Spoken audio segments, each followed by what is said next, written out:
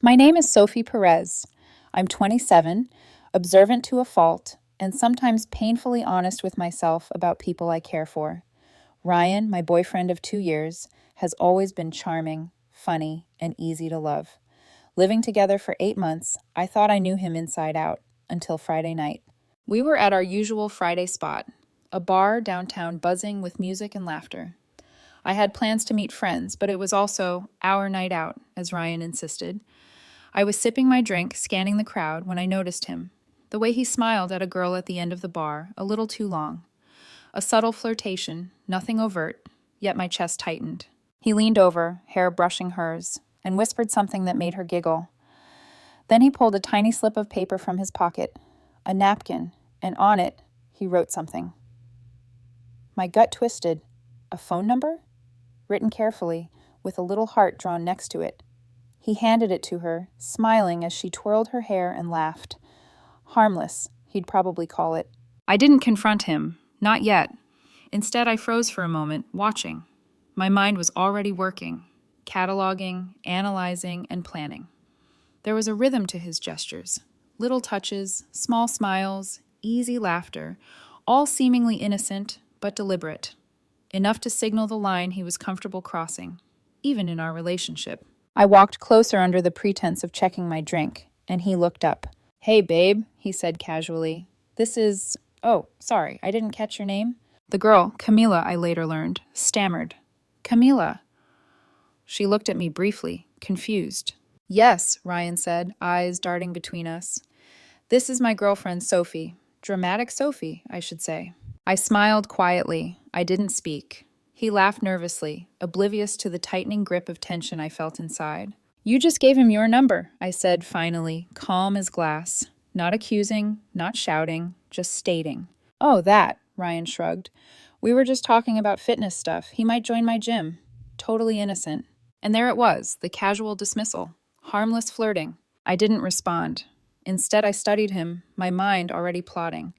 My pulse raced with a strange mix of betrayal and exhilaration. I could feel the story unfolding before me, small actions that seemed minor, but taken together spelled recklessness, a pattern of disregard for the boundaries of our relationship. He returned to his friends, convinced the moment was over. I stayed a little longer, my eyes tracing the subtle signs of his comfort in the attention, the way he thought I wouldn't notice. But I had noticed. On the walk home, I replayed the scene in my mind.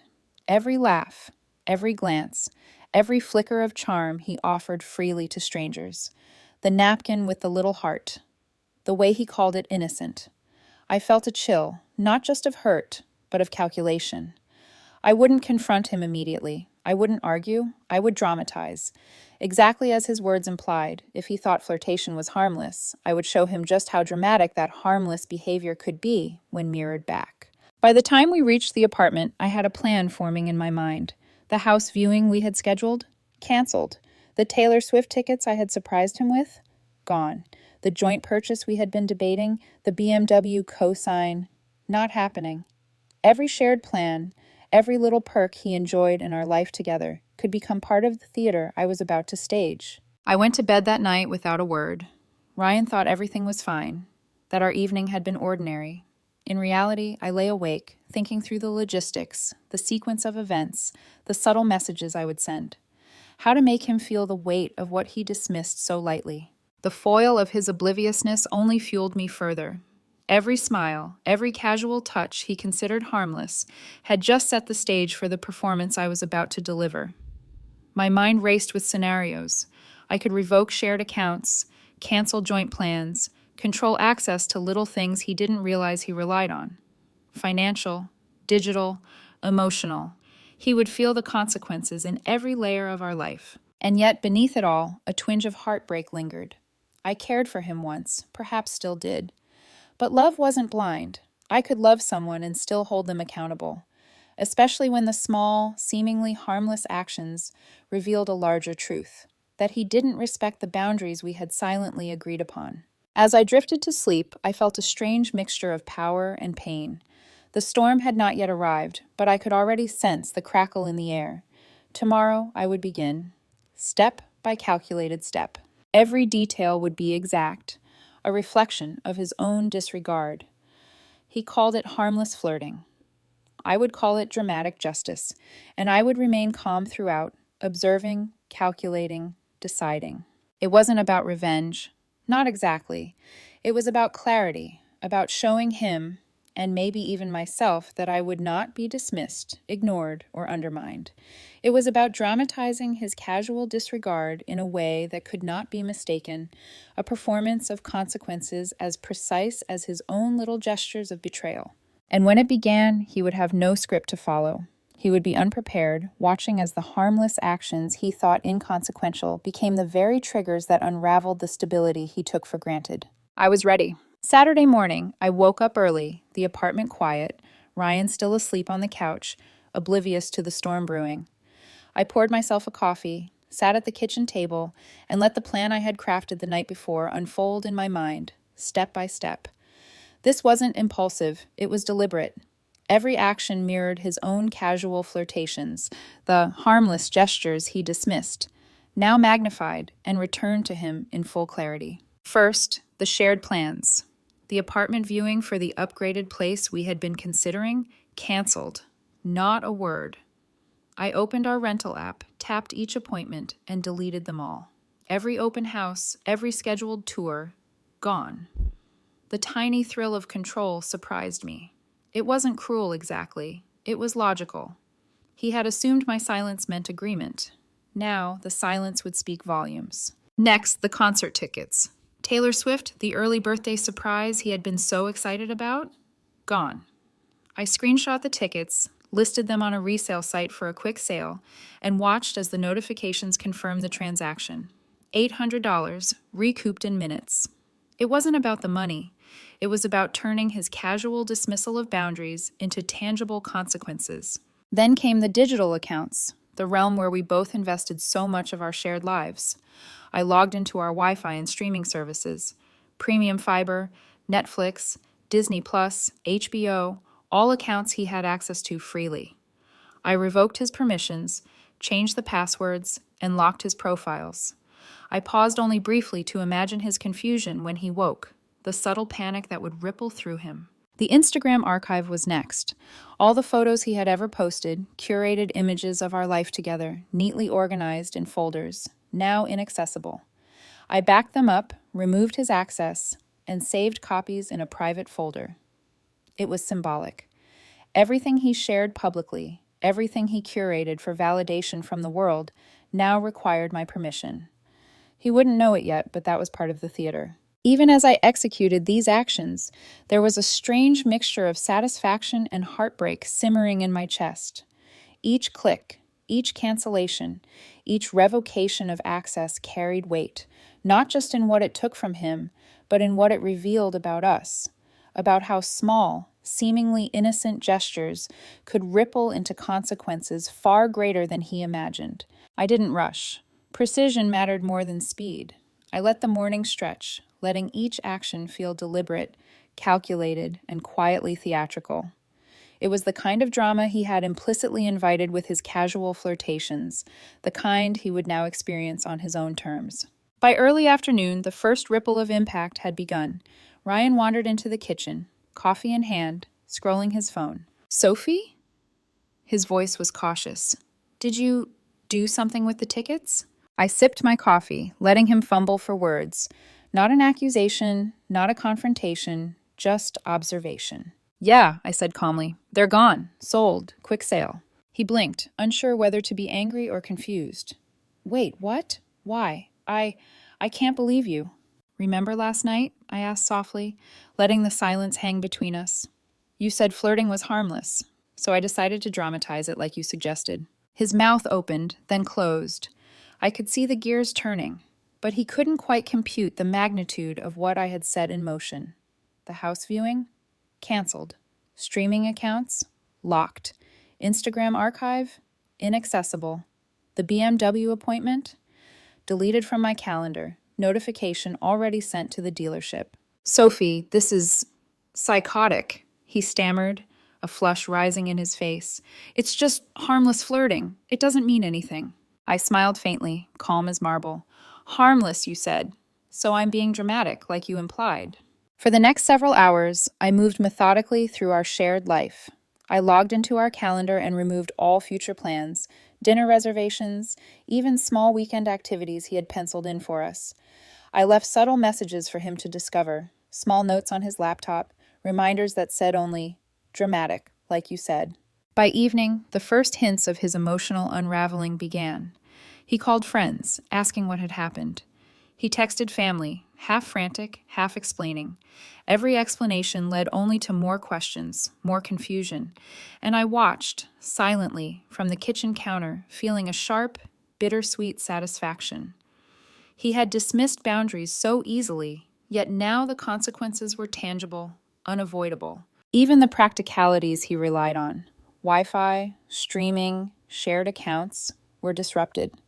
I watched him fumble with passwords, reset attempts, futile guesses. He grew frustrated, muttering under his breath, unsure where to direct his irritation. Every small failure reinforced the larger message. Actions have consequences, even harmless ones. By nightfall, he attempted casual conversation, seeking reassurance, trying to gauge my mood. I matched his questions with calm, measured responses, not angry, not accusatory, just serene, observant. I let him stumble over his words, let him grapple with the reality that his actions, flirtations, dismissals, tiny betrayals had manifested into a very real, very dramatic shift in our shared life. And while satisfaction coursed through me, there was also a thread of heartbreak. This wasn't about cruelty. This was about accountability, about showing him the weight of carelessness and the gravity of dismissing someone who loved him deeply. Every action, every step was layered with meaning, not just retaliation, but a reflection of the disregard he had shown. By the time I went to bed that night, Ryan's frustration was tangible even through the walls. I could hear the low murmur of his calls, the rapid typing of messages, the muttered apologies that went unanswered. He had entered the storm willingly, unaware of the full scale, and now he was beginning to feel the first drops. And I lay awake, heart still tight, mind still racing. This was only the beginning. The theater was set. He had called my careful observations over boundaries dramatic, so I would give him drama. Not loud, not violent, but precise, controlled, painful in its clarity. I knew the next day would push him further. I would continue to dismantle the privileges he had assumed were permanent, and each step would be accompanied by a quiet, unwavering calm. That calmness, more than any words, would speak louder than any confrontation ever could. He had underestimated me. He had flirted with little hearts and casual laughs thinking I wouldn't notice. Now, those tiny gestures had become the prologue to a drama he could neither predict nor avoid, and I, Sophie Perez, would watch it unfold, decisive, observant, and unflinching. By Sunday morning, the apartment was quiet in a way that felt heavy, almost anticipatory. Ryan had spent the night calling friends and family, sending frantic messages, and pacing from the couch to the kitchen and back. His subtle panic was growing, each step a rhythm of disbelief, frustration, and shame. I watched from the doorway, coffee in hand, letting the silence between us stretch like a taut wire. He didn't know it yet, but every small action I had taken, canceling our shared plans, locking accounts, revoking privileges, was part of a performance that mirrored his own harmless flirtations. Every gesture was deliberate, precise, and devastating in its quiet clarity. "Sophie," he muttered finally, standing too close, eyes wide with confusion. What did you do?" "My Instagram, the tickets, the BMW appointment, everything." I smiled softly, calm as the surface of a still lake, not defensive, not reactive. "You said flirting was harmless," I reminded him, so I decided to dramatize it. He flinched, as if my words had struck him physically. This is insane. Psychotic," his voice cracked. "It's just a little flirting, it means nothing." "Harmless," I repeated. "You called it harmless. So I'm being dramatic, just like you suggested." He sank into the couch, running hands through his hair, muttering incoherently. I didn't move closer. I didn't explain. I let him stew in the consequences, allowing the weight of his actions to press down on him from every angle. By midday, his attempts to salvage control had turned frantic. He called our friends, sending texts full of half-explanations and pleas. He messaged his family, framing me as overreacting, irrational. But the more he explained, the clearer the picture became. Each harmless flirtation had consequences. Each casual dismissal of boundaries now echoed back at him in full clarity.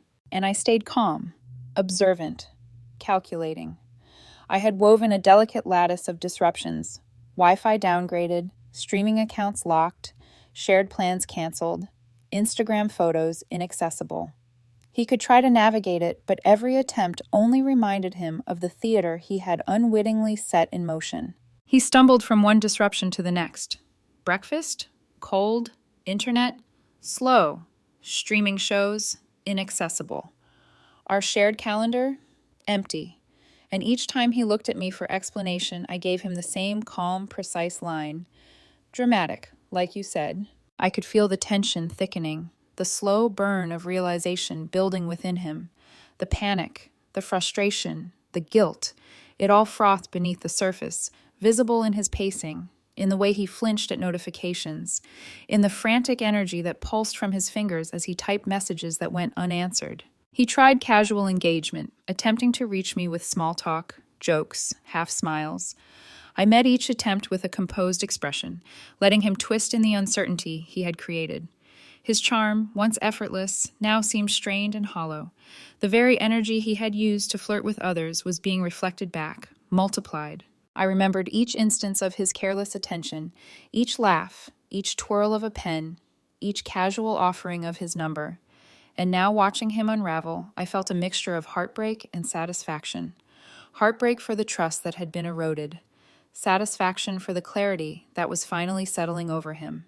By late afternoon, Ryan's calls to friends became cries for advice. His family intervened, asking for explanations, trying to mediate, and he was forced to recount the events. Every time, the story made him look smaller, less in control. He had dismissed boundaries, flirted casually, and now the fallout was entirely his.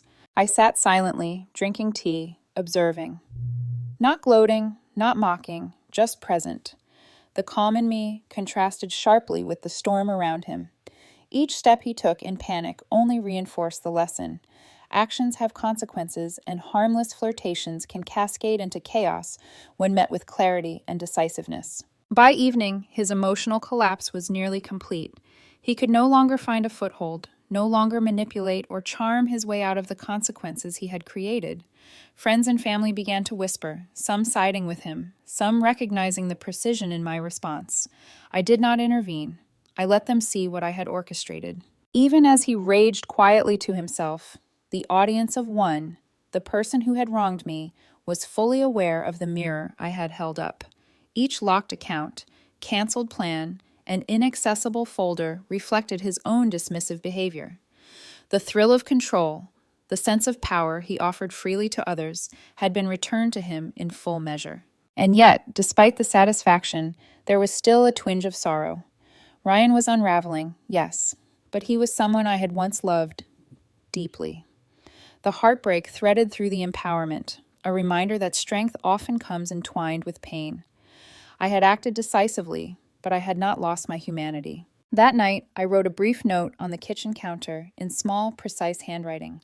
You said flirting was harmless. I decided to dramatize it, observe and learn. It was a simple message, yet it encapsulated everything. Not anger, not malice, just a calm, unflinching reflection of what his own actions had invited. As I lay in bed that night, I felt a strange mixture of relief and anticipation.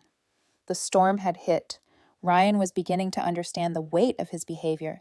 The next day, the final act of clarity would arrive, the breakup, the severing of shared life, and the step toward my independence. I drifted off to sleep, knowing that the theater of consequences was almost complete, and in the quiet, I could feel a seed of something else, a sense of self restored, of boundaries respected, of heartbreak transformed into empowerment. Ryan had believed harmless flirting carried no weight. By now he had learned otherwise, and I would remain calm, unshaken, as the final curtain drew near. Monday morning, the apartment felt heavy in a different way. The storm of the past 2 days had passed, leaving behind a residue of silence, tension, and inevitability. Ryan sat on the couch, eyes downcast, fingers nervously tapping his knees.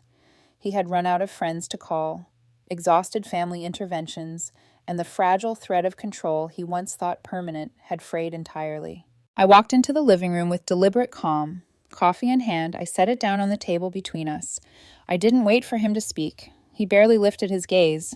The room was quiet, but the air between us felt charged, electric with the weight of unspoken truths. "Ryan," I began, my voice steady, measured, almost clinical in its precision.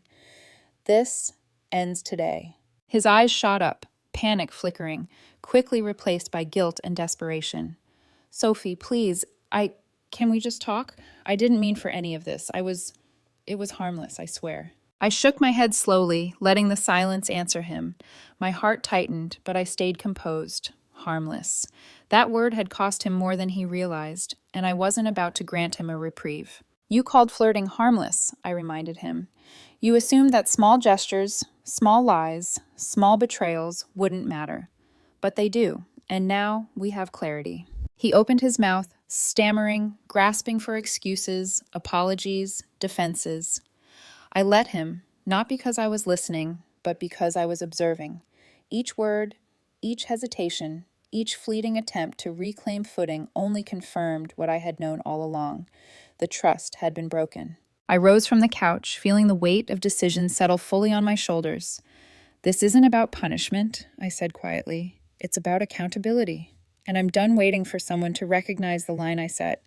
I've done more than I should have for someone who couldn't see me as more than a convenience, a validation point." Ryan's face twisted, eyes wide, lips trembling.